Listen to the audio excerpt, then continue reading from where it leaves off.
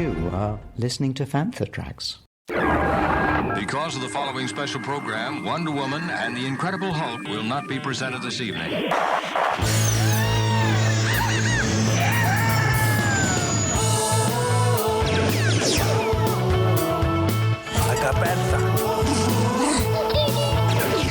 It's time to get all your Star Wars news in a single file.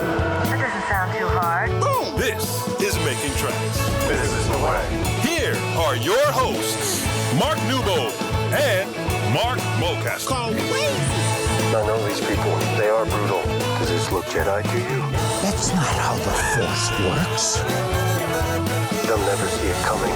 Count me in. Mr. Mark! You're listening to Making Tracks. I'm your co-host Mark Newbold, and joining me today is, well, I'll let you introduce yourself because he's sat right next to me. Hello, it's me, Mark Mulcaster. Professional voiceover voice. That was very good. How are you? We're at MCM London. Yes. We've had a very nice burger. Well, we've had a lovely burger. We had a lovely day, and actually, it's been nice. We have to say thank you very much to Reed Pop for providing us with the press passes so we could slide in. Yes. Avoid the queues a little bit. For me, actually, it's quite a weird experience because normally I'm here exhibiting with very different for in you. the UK Garrison. So, first time actually here as almost a typical punter. For the first time in nearly, what was it you said earlier, 20 years? Yeah, I was going to say this is the first Saturday that I've been to a convention at London XL since Star Wars London. That's in, mad. Celebration, 2007. So it's bonkers when you think about it. Good grief, good grief. We've been walking around, we've had Richard, our very own Fantha Richard with us. We've had Chris Cooper, the editor of The Insider, with us for most of the afternoon, just chit-chatting about all sorts of stuff. Yeah, and funnily enough, both of them slid off rather rapidly as soon as the microphones were produced from the bag. Isn't that weird? Yes, funny that. Can't blame them. Don't blame them No. one little bit. So, we've got loads on the show today. We have got our chat with Karol Cristina da Silva, who was Rabé in the Phantom Menace from Star Wars Fan Fun Day. We'll get to that later. And we've got some listeners' questions as well. It's jam-packed. Loads and loads and loads. But before we get to any of that, this show, great fun. The Star Wars Galaxy at the moment is very, very busy. We're post-Andor. Yep. We're post-Celebration. Yep. What's the next big thing you're looking forward to? Because we know Mando and Grogu's about a year away. Ahsoka Season 2's in production. Yeah. What's next? Well, I mean, I suppose we've got Visions. That's the next big thing, really, isn't it? Yeah. Yeah. I mean, but also, you know, especially these days, you never know with Lucasfilm what's going to suddenly come out of That's nowhere. true. You know, something will be announced or something will be released. I mean, actually, like, one thing I'm looking forward to, which is coming out, I think, in about a week's time, at least via Audible, is the unabridged Essential Legends Collection, Shadows of the Empire. Yes, I saw that. Yeah. So it's like, so that's pre-ordered. So I'm looking forward to like listening to that because I mean I can remember, you know, I've got the abridged version from way back in the day. 96, wasn't it? Yeah, 96, and I think that was Anthony Heald. Yeah. He was the voice. He was the original Mark Thompson. He was, wasn't he? He really was. With the Timothy Zahn trilogy. Didn't Dennis Lawson do something? Dennis Lawson did. I think he did one, Yeah. if not two. But Anthony Daniels did Dark Force Rising as well. Right. Which is kind of like I ain't listened to those for 30 odd years. I know. It's only because I was moving some of my stuff around in the collection the other day, and I kind of knocked all my abridged audiobook cassettes everywhere. Yeah. I was like, oh yeah. I mean, at the time it was like, this is fantastic. Yeah. But now it kind of feels even more fantastic, bearing in mind that Anthony is still very heavily involved in Star Wars. Yeah. Are you surprised, just on a tangent, I'm surprised that we didn't see Anthony at all in Andor. I just thought we might get a glimpse of him in the background, or even just a line, but he wasn't there, was he? It's a shame, actually. There was, there wasn't. I mean, I suppose maybe this comes back to one thing that Tony Gilroy said to the writers for Andor Season 2, which is leave more toys in the toy box than you take out. Yeah. So, like, rather than kind of like try and fit everything in and use everything, you know, actually be selective and try and put more toys back into a toy box once you finish writing.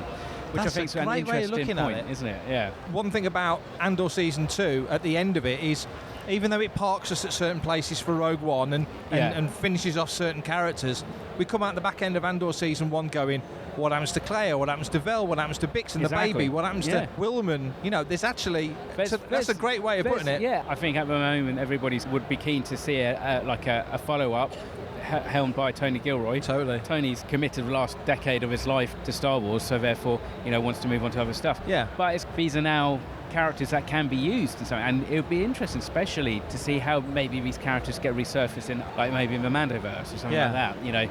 That would be quite nice. Would be to have a big jump. So whilst it would be cool to maybe see what happens between Empire and Jedi, but at the same time, I'm almost interested to see who survives after Return of the Jedi. There's every chance that we will see Mon Mothma again in Ahsoka Season 2. So you could, in a weird way, now consider Mothma a Mandoverse character. Yeah, totally. So we will more than likely see her again as we did in Season 1. But yeah, why not? Why not have Vel? Why not have Cleia run through?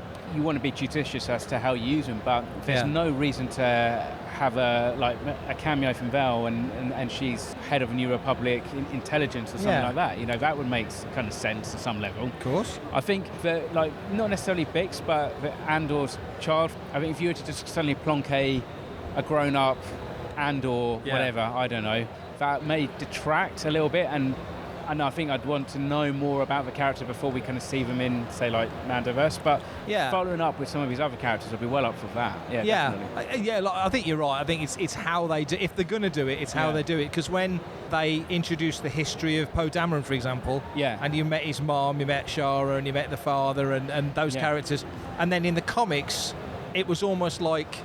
It wasn't, because they weren't in the comics until they came into the comics. Exactly. But it was almost like they were prominent people, but we just hadn't seen them. Exactly, yeah.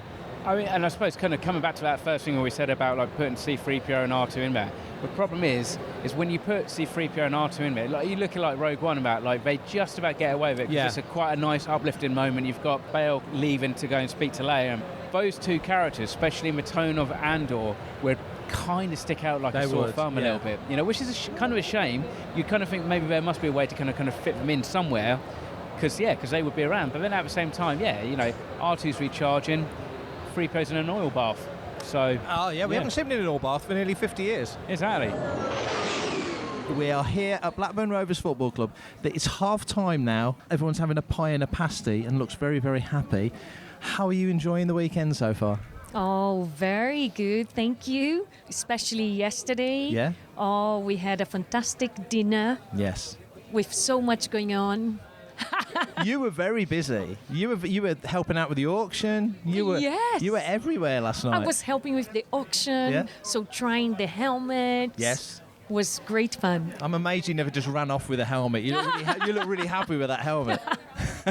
And the food was fantastic, by the way. It was lovely food. Yes. Also, the name of the food, the menu. Yeah. Like the Jar Jar soup. Yes. Coruscant coffee. Yeah. Oh. So it was... Making me hungry again. And I've eaten too much, so I'm very happy. We are here, and it's a lovely day, and it's a very family-focused event. Do you do many conventions? Well, last year was the 25th anniversary of the Phantom Menace. Before that, I had done 4 events in England, but they were very separate.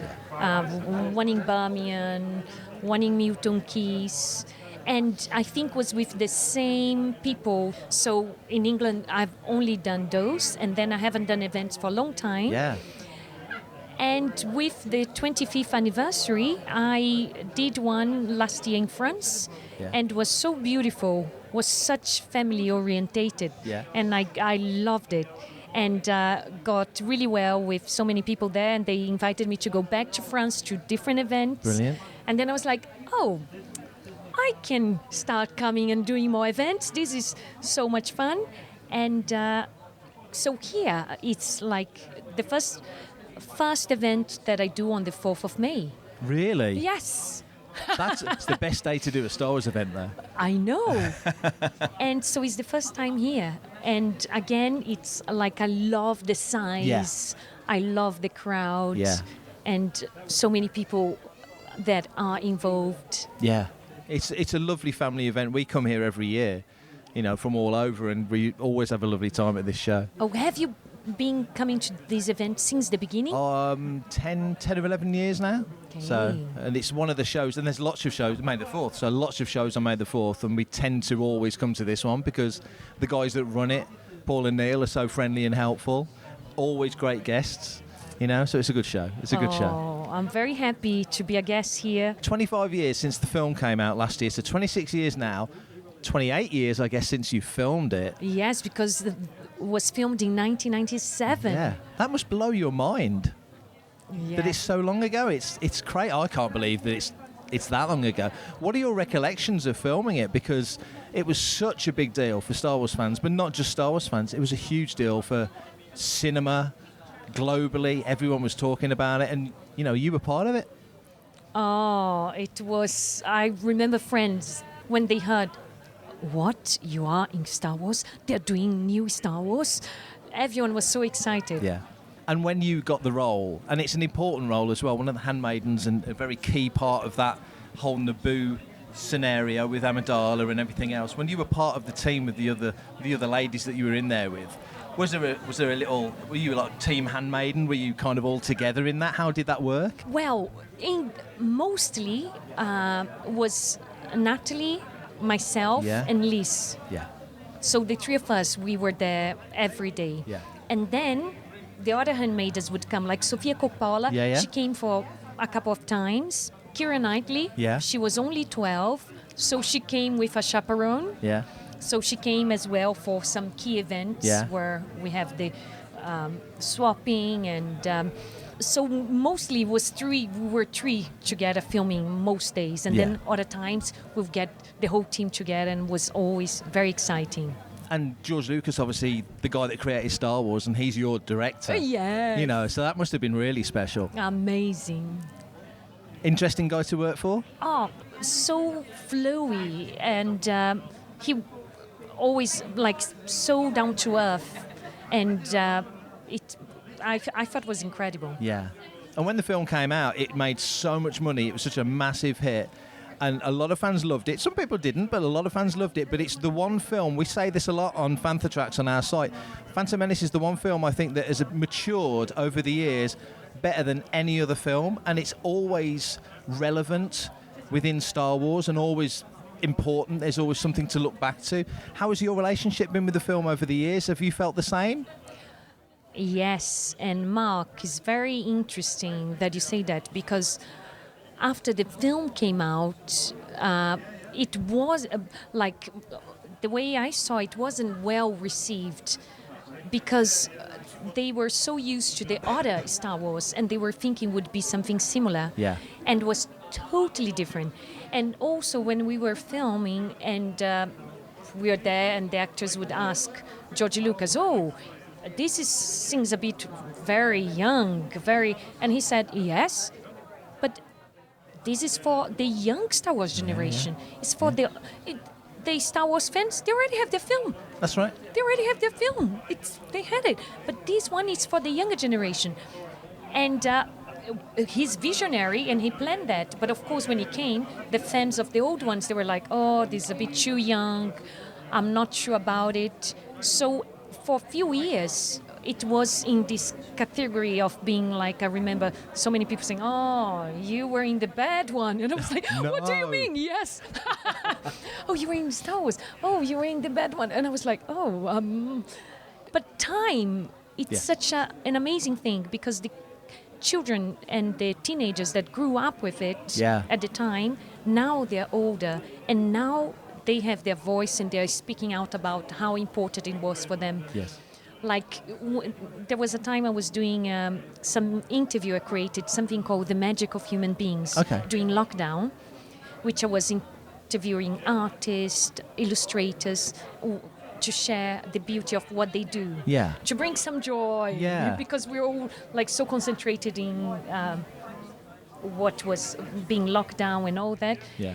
And in this, I got to swap message with A.K. Johnston. Okay. Because I got one of her books, and I said, "I'm going to read it." And she said, "Oh, yeah, read Queen Sparrow, because there's a whole chapter on Rabé, and it was so much fun writing about it." And because I was going to interview her, I started researching podcasts about the handmaidens. Yes. And I discovered, so for me, the film grew so much more as well through time. I discovered groups of young women who, for them, was so pivotal in their growing up. Yeah. how they were so inspired by it. And when I was listening to it, I was wow, the impact is immensely, but no one talks about it. No. But it made a big importance for them. Totally. And how they were aspiring for different jobs, being economists, because of Padme and the Handmaidens. Yeah. And I discovered all this love for Padme and the Handmaidens, and the same what happened with Jar Jar. He discovered all the love as well, but after years.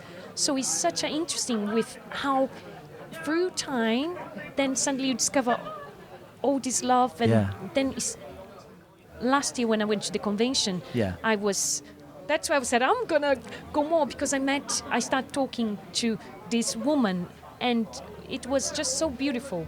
They sharing their experience and how they brought together. Also costume, they would meet together and do costumes together. And to answer that question, I think I spoke for that's 5 minutes. It's beautiful because, like you say, it's a whole portion of that particular film that's its own thing. Say E.K. Johnson doing those books. That Handmaiden thing became a big deal. The Darth Vader comic, the Handmaidens are involved in that, and that became a big deal. So I think with Phantom, there's all these little parts of the film that when it came out, it was too much. Like you say, it was too much for the fans, and the fans who were my age, who were 28, 30 when the film came out, it wasn't made for us. Of course. It was made for our kids, if you like. But now, over time, you live with it and you watch it again, and it becomes something different. So you were in the best one. You were in the best one. Oh, I love them all. And my favorite is The Return of the Jedi. Oh, brilliant. Because it's the one that I saw when I was a child. Yeah. So there is this, I think the beauty of Star Wars is there is Star Wars for everyone. Yes. Very true. Thank you so much for your time. I've really enjoyed this. Thank you, Mark. It's been lovely. Thank you. For everything in one location, daily news, reviews, interviews, podcasts, video, and social media feeds, bookmark FanthaTracks.com for Star Wars news 24/7, 365. Let's get into some listeners' questions. Okay, let's do We it. had a whole bunch of listeners' questions, and we'll kick off with the first one. It's from Claire Mills. Claire Mills, I haven't seen Claire Mills since 1984. We went to school together. Wow. Her question, do you think it might be useful to have a graphic of the position in the Star Wars timeline at the beginning of each episode of the TV shows? So just to give new listeners or new viewers some sort of geography of where the story's taking place. Do you think that's required? Andor Season 2 gave you the 1 year before, 2 years before, yada yada. Do you think that would be helpful? Is it required or not? I mean, in the context of Andor, especially second season, it makes perfect sense because this like intentional jump. You know, you see 3 days in a block, and then you jump forward a year, and you see another 3 days and stuff. So it's like it's literally the best description of a snapshot. It's literally a snapshot. When you think about the saga stories, you've got episode 1 to 9. Yeah. So that chronologically makes sense. But yeah, some of the other stuff, it jumps around. It's like it's hard to. I think for anybody who really doesn't know, it's hard to kind of place where Solo is. For example, Solo's a good example of that.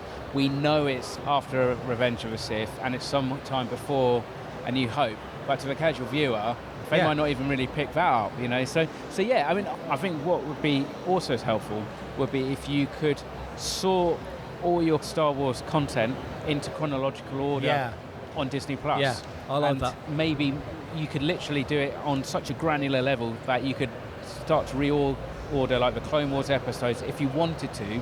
Everybody knows that the prequel trilogy comes before the original trilogy, comes before the sequel trilogy and stuff. Because it's a bit like when Rogue One came out, and people at the time were like, so where's Rey in this one, or when's this set, or where's Kylo Ren, and they didn't get that this was set before the original Star Wars, you know. Exactly, and I think that is on some levels that's obviously like a downside, I think, to also the marketing of the film. I think. I mean, because the thing is, like, we all know, and we knew from the moment that we saw that teaser trailer in Star Wars Celebration London. It was London, yeah. It was the spring of 2016. Yeah. So CE3, as it was known at the time, we knew immediately where that film was going to be set, just by the fact there was a Death Star. With the people at like the panels for Star Wars Celebration, so of course we should know where the Death Star set. I was kind of surprised in a very pleasant way that they used the BBY and presumably going forward, ABY, in the same way that I think it's handy to give you some sort of idea of when this thing is set. Exactly. Like in Rogue One, when they would name the planets. Every planet except for Mustafar, weirdly. They would name the planets. And I wish they did that in more projects. Next question. It's from Brian Herring. Oh, God. BB-8, Brian Herring. What happened to the prisoners in the detention facilities after the Empire fell? So the Empire's gone. Yeah. Dedra and Kino Loy and all these people are probably possibly still in there. Yeah. Narkina 5 or Narkina 2, the Orange is the New Black detention centre that Dedra ended up in. So what do you think happened at the end? Do you think it was like liberating the camps after the Second World War? Do you think they just opened the gates and let them go? Do you think they actually came and got them out? And I'll tell you why I think it's a clever but contentious question.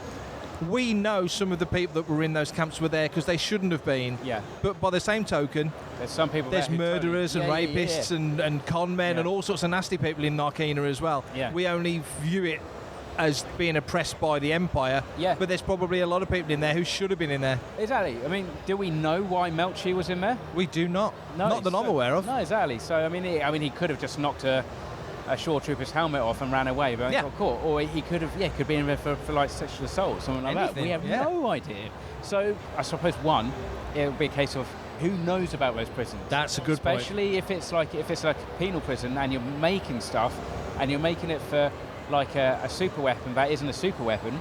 But then at the same time, if it's like your general kind of like population prison, I would think that there would be a continuation by the administration and maybe like a re-evaluation. So I would think they could still be in there, or they could still be in there for a while, and then they get released. If the question is, take Dedra Miro, for example, does what happened in Gorman get connected back to her? Yes. And therefore, surely she would be up for some kind of war crime, really. I'm just thinking that the Empire knows that the result of their labours inside those camps is going towards, in this instance, the Death Star.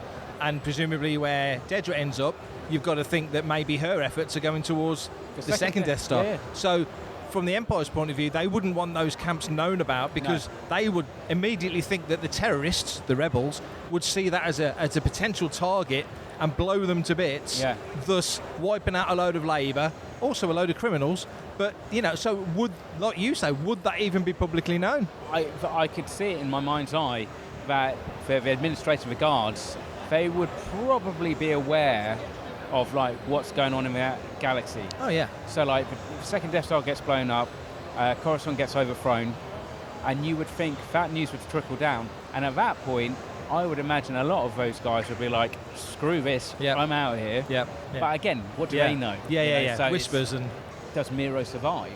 Does she get recognised as being some ISB officer in there and get shipped by somebody like he spots her? It's in multiple different ways that it could go. Interesting question, Brian. Really interesting question. Thank you, Brian. Another question from a Fantha Tracks writer, Eric Onkenhout.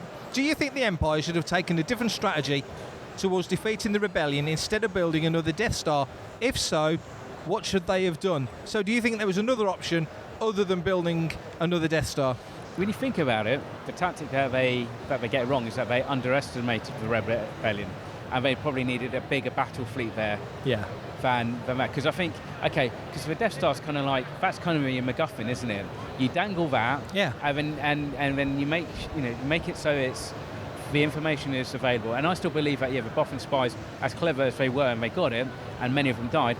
Kind of like when the rebels actually escaped the first Death Star, I think it's maybe a plan to actually get that information back, lure them into a trap, and then you hammer them. That's what I've done. So maybe I think it's a slightly bit of the Emperor's hubris that Death Star wasn't as well manned. But then I think the whole point was he was like, as far as they know, it's not ready, but I know it is ready, because then when it's ready, we can start knocking those big Mon Cal ships to dust. So I think because they invested so much time and effort into the Death Star projects.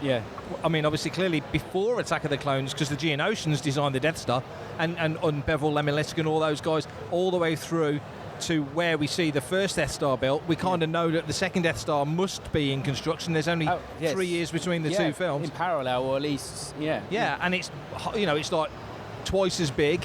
This was another question that came up in conversation the other day. Would that have the same flaws, but Galen Erso didn't design the second Death Star. He designed the first Death Star. So I don't think, and it's all about perception, isn't it? Yeah. Who knows about Death Star? Like, who knows really? Yeah. Like, how much of a galaxy knows there's even one Death Star? If it's such a secret project. We hear that in Andor, don't you? Exactly. When Partagaz and Krennic are having that conversation. Yeah. It's a miracle that people haven't found out already. That whole Battle of Yavin, as amazing as it was, and all the deeds that were done on that day, how many people know?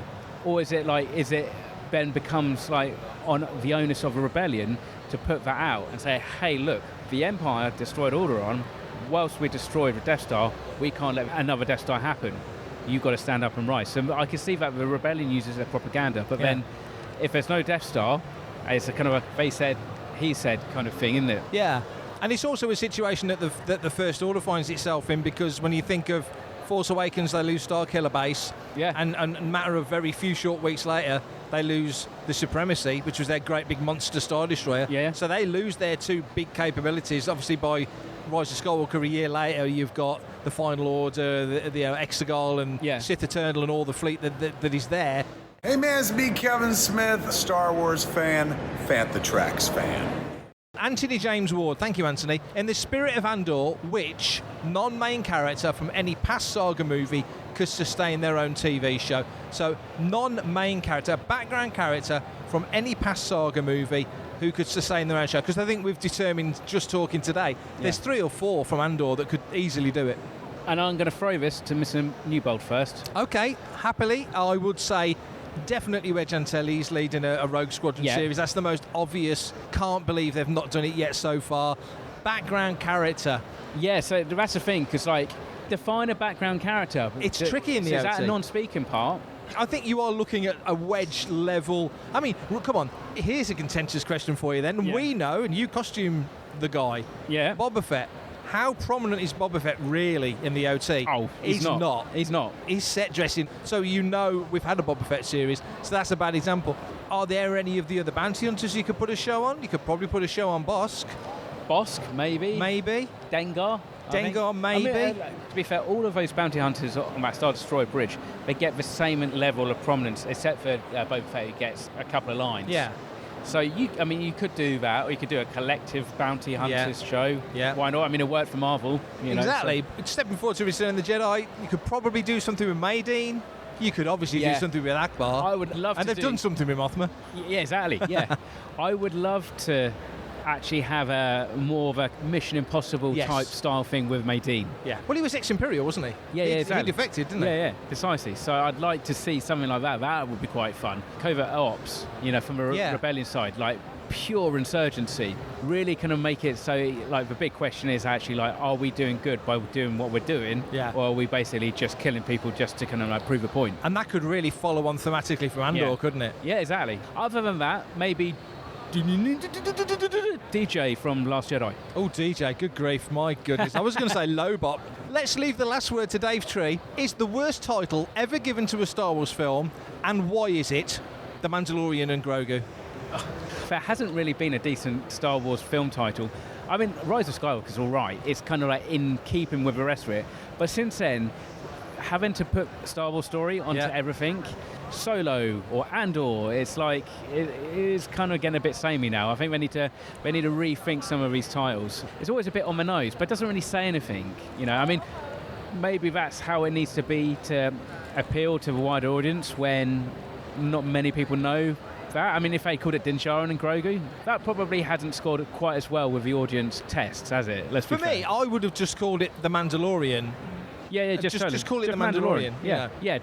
Not even that, just but Mandalorian. I'm sure people would be like, oh, but it's not on Disney Plus. Well, it will be in 3 months' time. But you know what I mean? It's, The Mandalorian and Grogu, it doesn't grab me. No, I mean, the trailers do. I'm looking forward to it. Yeah, exactly. Other than the Phantom Menace and Revenge of the Sith, like you look at Attack of the Clones, I mean, I kind of share Ewan McGregor's skepticism when I heard the title. I was like, not that you should ever consider a saga episode a guilty pleasure, but I'd love Attack of the Clones. Oh, and so yeah. I do. I totally get what you're saying. There's nothing wrong with the title now, No. but you know, sometimes when you hear it, and sometimes you go, yes, absolutely. Well, do you remember before Phantom came out, and the big rumour was that it was going to be called The Creeping Fear? That Yes. was the rumour Yeah, title. yeah, It was yeah. like Birth of the Republic and all the John C. Flynn or whatever it was from back in the day. Creeping Fear, if that came in as a title, I'd be like, actually, I could go for that. But that doesn't work for Mando and Grogu. No. I mean, it's a buddy thing, so, like, the only thing I can think of is, like, well, it worked for Turn and Hooch, right? Yeah. So, you know, maybe... That's true. Maybe that's kind of where we're going with it. the great comparison, Mando and Grogu to Turn and Hooch. Yeah. It's perfect. I would have gone with Clan of Two or something, but even then, that's a bit too... But like I said, I bet they've got a number of different names, and I bet they tried them all, and actually that was the one that most people recognised. Yeah. Because I mean, luckily, and thank the stars, it's not like the Mandalorian and Baby Yoda.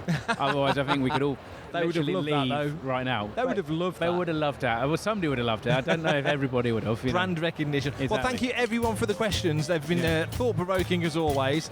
We're going to say goodbye for now from the Excel Arena. Yeah. It's been rather a good day. We've had a good chat with some good mates. Good fun. And a lovely burger. A lovely burger. And if that's not the highlight of any convention, always, who knows what else is. But I also brought some Star Wars, so, you know, that's a win in my account. So thank you very much to all those listeners' questions. As always, if you want to send them in, Mr. Newbold can tell you how you can do it. Email radio@fanthatracks.com. Head to links.fanthatracks.com for links to our social media feeds, Fanthatracks TV and Fanthatracks Radio. Thanks to James Semple for the Fanthatracks intro, Blues Harvest for our Making Tracks opening music, and Mark Daniel and Vanessa Marshall for our voiceovers. New episodes drop Tuesdays and Fridays at 7 o'clock UK time. Our weekly news show, Good Morning Tatooine, goes live Sundays at 9 o'clock UK time on Facebook and YouTube. And remember, Fanthatracks is absolutely free, so it costs nothing to stay updated on all the latest Star Wars news. Coming up next on Fantha Tracks Radio, it's another episode of Making Tracks.